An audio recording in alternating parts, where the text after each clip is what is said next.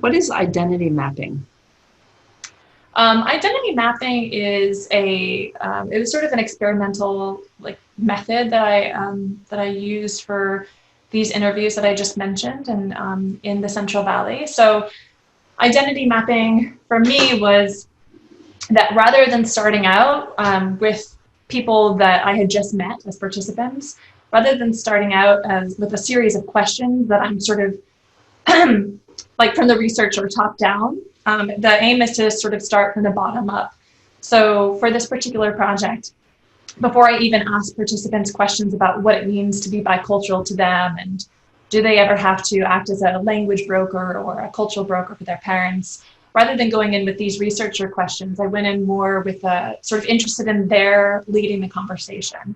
So at the beginning of the interview, I would give them a blank piece of paper and colored pencils, and most of them would laugh at me at first because it seemed a little juvenile, and they're 18 to 29 years old. But they had a lot of fun, and so I would just say, all that I want you to do on this piece of paper is to represent what it means to you to be Hmong American or to be Mexican American, whatever sort of ethnic identity label they use for themselves, and whatever comes out is fine. And then when I come back, so I would leave the room.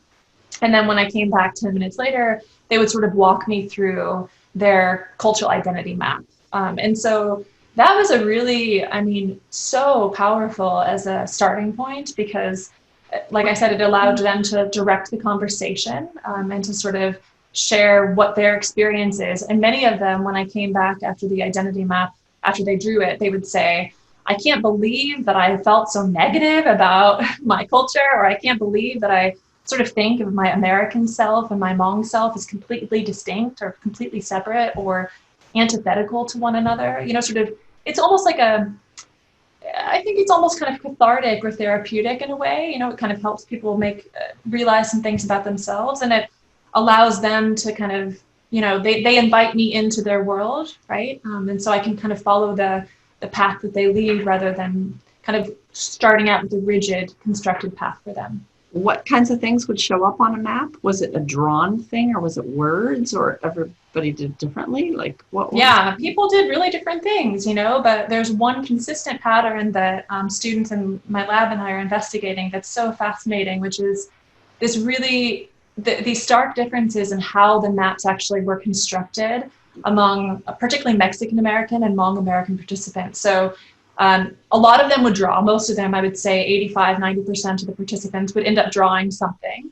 And for the Mexican American participants, there was oftentimes the drawings that they would come up with would be integrating the sort of Mexican identity and their American identity. Like they would be fundamentally constructed together. In other words, you couldn't sort of tease them apart. I would say, is this part Mexican or is this American? And they would say, oh, it's all both, In some ways, they would sort of frame them as informing each other. So like my family directly informs my path toward education, for example.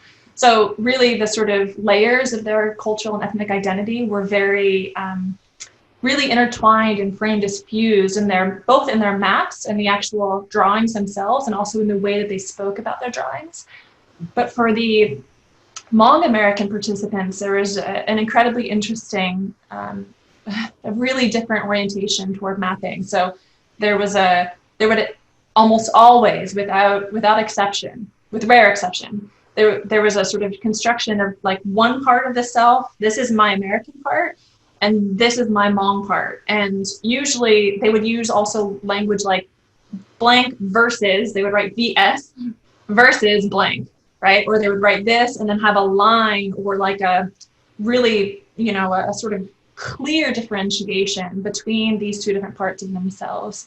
And so that's really interesting, right? Because it sort of helps us see the tension in particular. Of course, there are many tensions that come with biculturalism, but particularly for the Hmong American participants, the sort of segregation of identities and the sort of separation of cultural identities helps us explain and understand some unique challenges that they really tend to experience that came up in the interview later, right? So it came up again, but it was really nice to sort of start this way in order that they could sort of guide that conversation.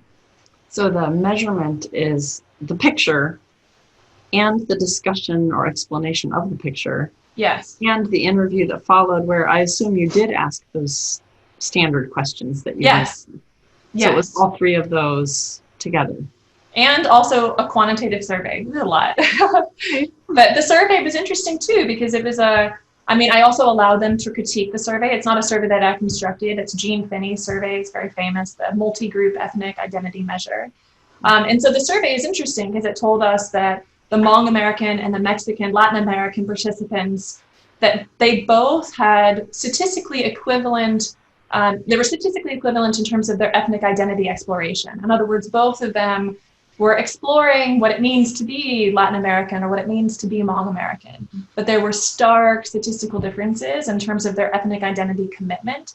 So Latin Americans were really committed to being Latin American or Mexican American.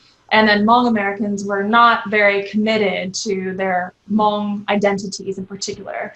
And so that it sort of, again, this is the triangulation piece, right, of being able to see then the identity maps and then the conversation that unfolds afterward can help us understand why it might be that Hmong Americans are so much less committed to their Hmongness, you know, if you will, than are their Latin American peers.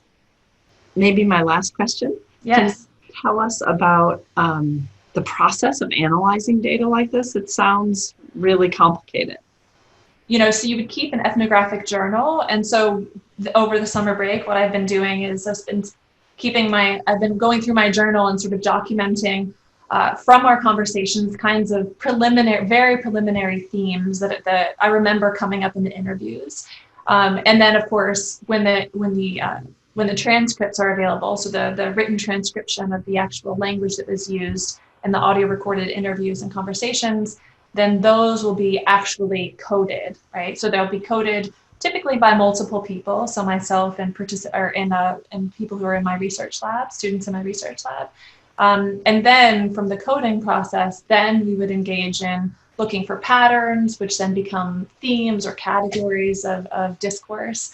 And I mean, it's not for the faint of heart. So there's just so many different kind of layers. And that's, to me, what's the most exciting is being able to kind of disentangle those and to see what the dominant stories are and to represent the lived experiences, you know, the participants that I worked with, you know, because our stories are never singular, right? There's never one answer to a question. And so there are many different answers to a variety of different questions that as a researcher, this is like my lifeblood, you know, to answer a variety of questions in a variety of different ways.